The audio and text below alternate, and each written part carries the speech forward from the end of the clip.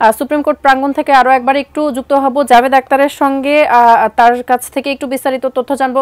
জাভেদ, এর আগে বিডিআর হত্যাকাণ্ডের বিষয়ে আসলে একটি তদন্ত প্রতিবেদন করবার কথা ছিল, সেটি করা হবে না এরকম খবর আমাদের কাছে রয়েছে। আপনি বিস্তারিত কি তথ্য জানাবেন? জাভেদ, বিডিআর হত্যাকাণ্ডের এই ঘটনায় হাইকোর্ট থেকে বলা হয়েছিল তদন্ত প্রতিবেদন করবার কথা, সেই প্রতিবেদন করা হবে না এরকম খবর আমাদের কাছে রয়েছে।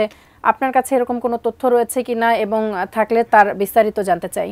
2009 সালের 25 এবং 26 ফেব্রুয়ারি বিডিআর পিলখানায়, রাজধানীর যে পিলখানা, সেখানে বিডিআর বিদ্রোহের ঘটনা ঘটেছিল এবং এই ঘটনায় একটি হত্যা মামলা এবং একটি বিস্ফোরক দ্রব্য আইনে মামলা হয়েছিল। কিন্তু উনি আসলে রিটটি করেছিলেন যাতে এই ঘটনার পেছনের যে নেপথ্যের বিষয়গুলো, কারা এর সাথে যুক্ত ছিল, কারা এই 57 জন সেনা কর্মকর্তাকে হত্যা করলো, এই বিষয়গুলো যাতে বেরিয়ে আসে এবং এটি যেন রাষ্ট্রের পরবর্তীতে একটি ডকুমেন্ট হিসেবে কাজ করে। তো তিনি এটি রিড করেছিলেন এবং একই সাথে তিনি একটি আবেদন করেছিলেন স্বরাষ্ট্র মন্ত্রণালয়ে যে এই বিষয়ে স্বরাষ্ট্র মন্ত্রণালয় যেন একটি কমিটি গঠন করেন। তো এর মধ্যে আমরা হাইকোর্টে যে বেঞ্চে একটি শুনানি চলছিল সেখানে কিন্তু এই একবার বলা হয়েছিল এবং স্বরাষ্ট্র উপদেষ্টা তিনিও কিন্তু বলেছিলেন যে এরকম একটি কমিটি গঠনের তারা উদ্যোগ নিচ্ছেন। কিন্তু আজকে তারা হাইকোর্টকে জানিয়েছেন যে কমিটি গঠনের বিষয়ে আপাতত তারা কোনো উদ্যোগ নেবেন না। কি বলেছেন, মানে তাদের যে চিঠিটা, এই চিঠিতে স্বরাষ্ট্র মন্ত্রণালয় থেকে কি বলা হয়েছে?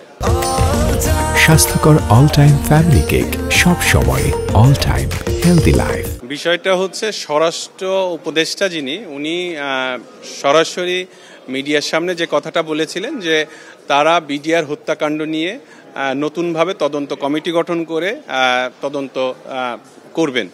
সেই প্রেক্ষিতে আমরা একটা লিগ্যাল নোটিশ পাঠাই এবং পরে একটা রিপ্রেজেন্টেশন দেই। কোর্ট আদেশ দেয় ওই রিপ্রেজেন্টেশনটাকে নিষ্পত্তি করা, কারণ যেহেতু ওইটার আলোকে তারা যেন কমিটি করে। তো আজকে গতদিন যেটা বললো কোর্টে ডেপুটি অ্যাটর্নি জেনারেল এবং অ্যাসিস্ট্যান্ট অ্যাটর্নি জেনারেলের মাধ্যমে যেটা জানা গেল যে অলরেডি কমিটি হয়েছে, ল মিনিস্ট্রিতে গিয়েছে ভেটিং এর জন্য। আমরা তো এই সংক্রান্ত স্কলও দিয়েছিলাম যে কমিটি হয়েছিল, গতদিন নিউজও হয়েছে।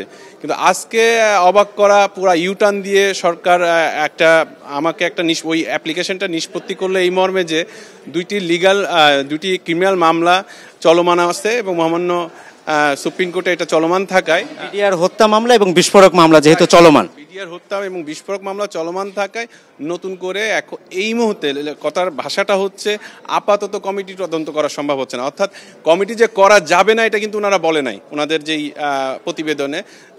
আমার দিক থেকে আমি যেটা বলবো, এইটা অলরেডি আমরা হাইকোর্টে যখন আমরা রুলটা হিয়ারিং করতে যাই, যখন আমরা মোশনটা হিয়ারিং করতে যাই, এই বিষয়ে কিন্তু কথা হয়েছিল যে, কিন্তু আমি চেয়েছি যে একটা অ্যাডমিনিস্ট্রেটিভ ইনকোয়ারি, যার ফলে এটা মামলা যেহেতু আছে চলমান, বিচার চলছে, মানে বিস্ফোরকটা হচ্ছে এখনো সাক্ষী পর্যায়ে, হত্যা মামলা হয়েছে, তো এইটার সাথে এখন কমিটি করলে কি কোনো সাংঘর্ষিক বিষয় হবে? আমার চোখে আমি কোনো সাংঘর্ষিকতা দেখি না, কারণ হচ্ছে যে ওই দুইটা মামলা কিন্তু ক্রিমিনাল মামলা।